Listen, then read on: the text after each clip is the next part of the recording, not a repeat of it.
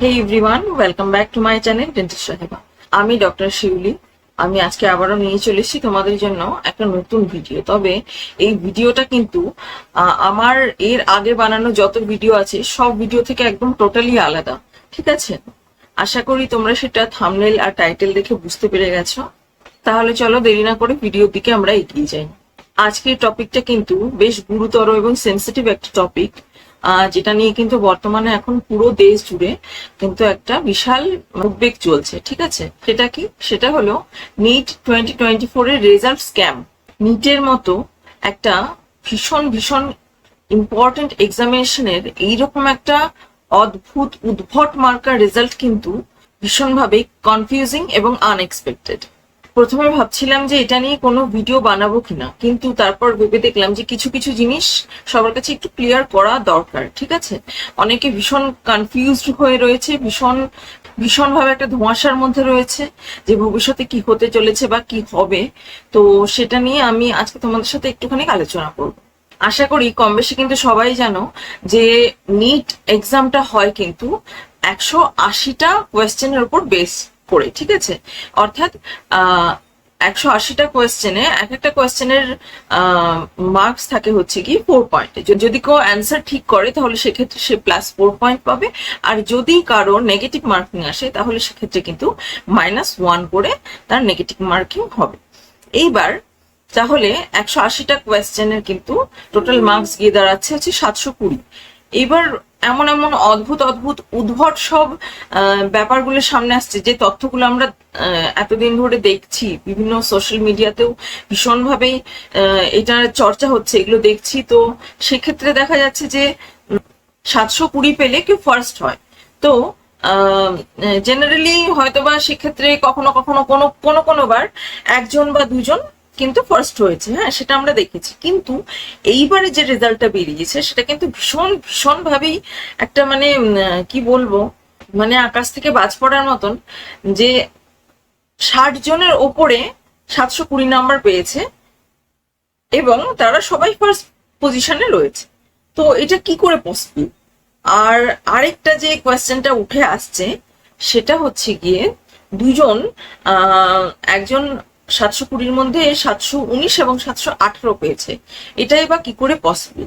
তো যেটা তোমাদেরকে আগেই বললাম যে এক একটা কোয়েশ্চেনে যেহেতু 4 মার্কস করে থাকে, 180টা প্রশ্ন যদি কেউ পরীক্ষার হলে গিয়ে অ্যাটেম্প করে আসে এবং তার যদি 180টা কোয়েশ্চেনই ঠিক হয়ে থাকে, অ্যান্সার গুলো যদি তার ঠিক হয়ে থাকে, তাহলে কিন্তু তার প্রাপ্ত নম্বরটা হয় কিন্তু 720। ঠিক আছে, কিন্তু যদি ধরো কেউ একটা কোয়েশ্চেন বাদ দিয়ে অ্যাটেম্প করে, অর্থাৎ 179টা কোয়েশ্চেন যদি কেউ অ্যাটেম্প করে আসে, তাহলে সেক্ষেত্রে তার প্রাপ্ত নাম্বার হচ্ছে কিন্তু 716। আর যদি কেউ 179টা কোয়েশ্চেন ঠিক করে যদি কেউ একটা নেগেটিভ মার্কিং করে, সেক্ষেত্রে কিন্তু তার প্রাপ্ত মার্কস হবে কিন্তু 715। তাহলে 720-র মধ্যে কোনোভাবেই কিন্তু 718 বা 719 এটা পাওয়া কিন্তু কোনোভাবেই সম্ভব নয়। কিন্তু এনটি এর যে মেম্বার্সরা রয়েছেন তারা এটার পেছনে যুক্তি কি দিয়েছেন যে কিছু কিছু সেন্টারে বাচ্চাদের টাইম নষ্ট হয়েছিল এক্সাম দেওয়ার সময়, তো সেক্ষেত্রে তাদের একটা গ্রেস মার্কস কিন্তু দেওয়া হয়েছে। আমরা এতদিনের এক্সামিনেশনে কিন্তু কখনো শুনে আসিনি, সেই 2013 থেকে নিট চালু হয়েছে, কখনো কিন্তু শুনে আসিনি যে কাউকে কখনো টাইম লসের জন্য কোনো গ্রেস মার্কস দেওয়া হচ্ছে। খুব অদ্ভুত এই ব্যাপারটা আমার লেগেছে, ভীষণই অদ্ভুত। আর যেটা বললাম যে 720 পেয়ে যারা ফার্স্ট র্যাঙ্কে রয়েছে তাদের মধ্যেও কিন্তু এরকম একটা লিস্ট কিন্তু দেখা গেছে যে একই এক্সামিনেশন সেন্টার থেকে কিন্তু তাদের রোল নাম্বার প্রায় কাছাকাছি, এরকম অবস্থাতেও কিন্তু তারা 720 মার্কসটা পেয়েছে। এটাই বা কি করে সম্ভব আমি সত্যি জানি না। সিরিয়াসলি কোনোদিন ভাবিনি যে নিটের মতন একটা এত ইম্পর্টেন্ট একটা এক্সামিনেশন, এত সেন্সিটিভ একটা এক্সাম নিয়ে এরা মানে এত জলঘোলা হবে, সত্যি কোনোদিন ভাবতে পারিনি। এতদিন বিভিন্ন অন্যান্য সব এক্সামিনেশন যেমন এসএসসি বলো বা টেট বলো বা এই রাজ্যের বিভিন্ন যে যে পরীক্ষাগুলো রয়েছে, এগুলো নিয়ে প্রচুর জল ঘোলা বা স্ক্যাম শুনেছি, কিন্তু নিট নিয়ে এরকম কোন রকম স্ক্যাম হবে এটা কিন্তু সত্যি সবার ধারণার অতীত ছিল। এনটিএ এর মুখে এত প্রশ্ন ছুড়ে দেওয়ার জন্য কিন্তু এনটিএ একটা কমিটি গঠন করেছিল। তো তারা বলেছে যে 7 দিন পর সেটা তারা আবার ফাইনাল ডিসিশনটা তারা শোনাবে। সত্যি বলা যাচ্ছে না যে ফাইনাল ডিসিশনটা আলটিমেটলি তারা কি নিতে চলেছেন। তবে সত্যি বলতে পার্সোনালি আমার মনে হয় না সেরকম ভাবে এনটিএ কোন রকম কোনো কিছু চেঞ্জেস নিয়ে আসবে বলে ডিসিশনের মধ্যে। আমার সেটা একদমই মনে হয় না। কারণ মানে সব থেকে শকিং যেটা, যে নিটের মতন একটা এক্সামিনেশন সেখানে স্ক্যাম ঢুকেছে, এনটিএ থেকে কিন্তু ওরা সবাই গা ঝেড়ে ফেলছে যে এখানে কোন রকম কোনো স্ক্যাম হয়নি বা সামথিং কিছু। তারা কিন্তু বিভিন্ন রকম বিভিন্ন যুক্তি দিয়ে যে যে কোয়েশ্চেন গুলো করা হয়েছে তার কিন্তু বিভিন্ন রকম বিভিন্ন সব যুক্তি তারা খাড়া করেছেন। জানি না আলটিমেটলি কি হবে। এইবার প্রাপ্ত যে মার্কস, ঠিক আছে, সেইটার সাথে কিন্তু যে র্যাঙ্কটা সেটা কিন্তু একটা বিশাল তারতম্যে চলে গেছে। ভীষণ মানে হিউজ একটা, যেটা ভাবা যায় না কোনোদিন যে হয়তোবা যে মার্কস নিয়ে কেউ এইমস এ চান্স পেতে পারতো, এখন দেখা যাচ্ছে যে সেই মার্কস নিয়ে আদৌ সেই ছেলেটা বা সেই মেয়েটা কোন রকম কোনো সরকারি কোনো ভালো মেডিকেল কলেজে চান্স পাবে কিনা সেটা নিয়ে কিন্তু যথেষ্ট পরিমাণ একটা প্রশ্নবোধক চিহ্ন কিন্তু ঝুলছে। সবাই এই পরিস্থিতিটার একদম একটা শিকার হয়ে গিয়েছে। শুধু একটাই কথা বলবো যে এই পরিস্থিতিতে কিন্তু কেউ কোনো রকম কোনো উল্টোপাল্টা চিন্তা মনের মধ্যে আনবে না, কোনো রকম কোনো নেগেটিভ কোনো থটস কিন্তু মনের মধ্যে একদম পোষণ করবে না, ঠিক আছে। আর বাড়ির যারা পেরেন্টস রয়েছে তাদেরকেও আমার রিকোয়েস্ট যে এখন কিন্তু এই টাইমটায় কিন্তু বাচ্চাদেরকে সাপোর্ট করাটা ভীষণ ভীষণ ইম্পর্টেন্ট। কারণ সবাই কিন্তু এখন পরিস্থিতির শিকার হয়ে গিয়েছে, ঠিক আছে। কি হবে ভবিষ্যতে আমরা কিন্তু কেউ কিচ্ছু বলতে পারছি না। একমাত্র এনটিএ ডিসিশনটা জানাবে, তারাই কিন্তু জানে যে আলটিমেটলি কি হতে চলেছে।